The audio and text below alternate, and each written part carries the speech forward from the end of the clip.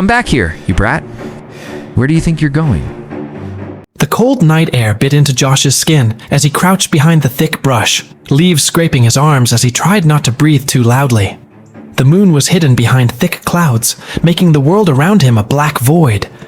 Every crack of a twig or rustle of wind felt like a scream in the silence. Somewhere beyond the thicket, Roger's voice cut through the night like a rusted blade. "You little brat," Roger growled, stomping through the underbrush, flashlight beam flickering wildly. "You think you can run from me?" Josh flinched, clutching his phone in trembling hands. He pressed it tighter to his ear, whispering into it. "Paul, Jerry, please hurry, he's looking for me. I don't know how long I can stay hidden." "We're close, man," Paul's voice crackled through the speaker. "Just hold on, we're almost there." An hour passed like a lifetime. Josh didn't move, barely blinked.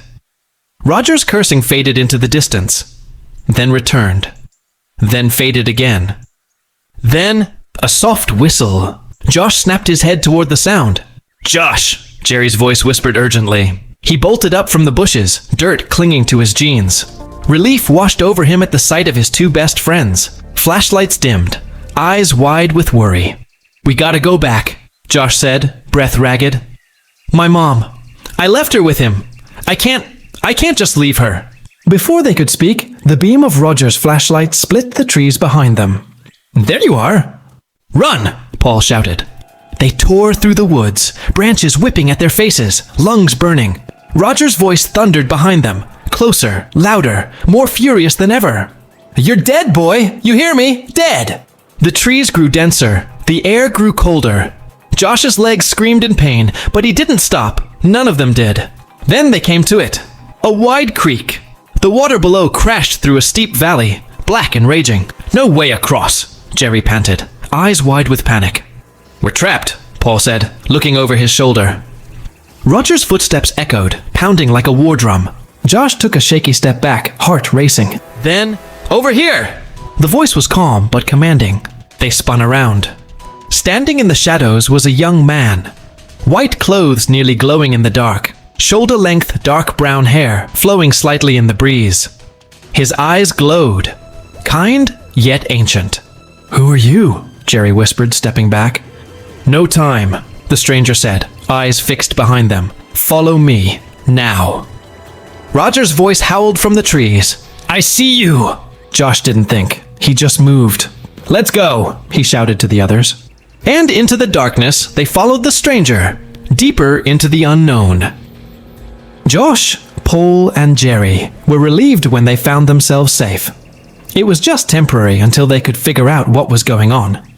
They decided to relax on a nearby log, taking a moment to let their tired bodies recover. Josh took a deep breath and glanced up, eyes swollen from crying. He turned to Paul and Jerry, whispering in a hushed tone. "Why would God let this happen to me? Why doesn't he stop Roger?" He paused. "Maybe he's not even listening. Or maybe there's no God at all." Paul and Jerry looked down. They could feel and see the pain in Josh's eyes. "Have you lost faith in God?" Jerry asked softly. "I know that it's tough right now, but hang in there." Josh sighed. "It's easy for you to say that, Jerry. You have loving parents." Josh bit his lip. "I have a deadbeat stepfather who hated me for no reason." Paul just nodded. He perfectly understood his friend. He could see the pain in Josh's eyes and knew he couldn't answer that question. They all knew there was so much more to life than just fighting for their own safety. Then, Michael the anonymous man stepped from the shadows, looking at Josh. "God sees you," Michael said calmly, "and he's never left your side." "Really? Then where was he when Roger was beating my mom? When I was scared and alone?" Josh said angrily. Michael sat near him, his eyes deep with sorrow and wisdom. "He was right there, crying with you, waiting for the moment your heart could see him again." Josh turned to meet Michael's gaze. There was something about his eyes. It was peaceful. Meanwhile, Roger went back to the wooded area, paces wildly, breathing heavy, his eyes bloodshot. "That little brat. I know you're hiding," Roger muttered. "You think you can run from me? You're mine, Josh. You'll always be mine." He kicked over a trash bin and stormed towards the woods. His rage was brewing. The following day, Josh, Paul and Jerry were starving. They went out of their hiding place, wandering deeper into the forest. Jerry looked around, then he gasped, "Guys, look, water!" They run to a glistening pond, drinking greedily. Fruit trees surrounded the area. "Oh wow, this is amazing," Paul said, grinning. "We hit the jackpot." The three friends were so happy. They haven't eaten anything since last night. They gobbled the fruits, savoring the moment. Suddenly, a menacing voice echoes from behind. Josh, Paul, and Jerry looked petrified. It was Roger! He found them! They saw Roger from a distance, walking slowly towards them.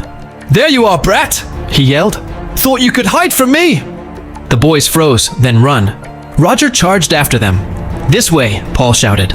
They darted through the trees, panic rising. They're disoriented. Roger was closing in. Josh looked at his friends, panicking. "We're lost!" Suddenly, Michael appeared from the trees. "This way, follow me," he commanded. As they run behind him, an old mossy cabin appeared out of nowhere. But before they could reach the door, Roger grabbed Josh's arm. Josh screamed.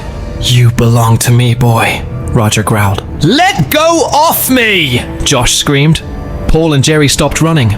"Let him go!" cried Paul and Jerry in unison. Roger looked at the twins furiously. "Stop meddling, brats!" He started yanking Josh's arms. "Stop!" Michael said. Everyone froze. Michael was glowing now. His face was radiant with divine power. He pointed to Roger. "Let Josh go!" Roger trembled, unable to move. His hands were shaking. He tried to speak, but no words was coming out. He fell to his knees, screamed in terror, and ran off into the woods. "What just happened?" Paul whispered. Jerry looked bewildered and stared at Michael. "Are you an angel?" Michael nodded. "Yes, I am. God sent me to help you." His gaze turned to Josh.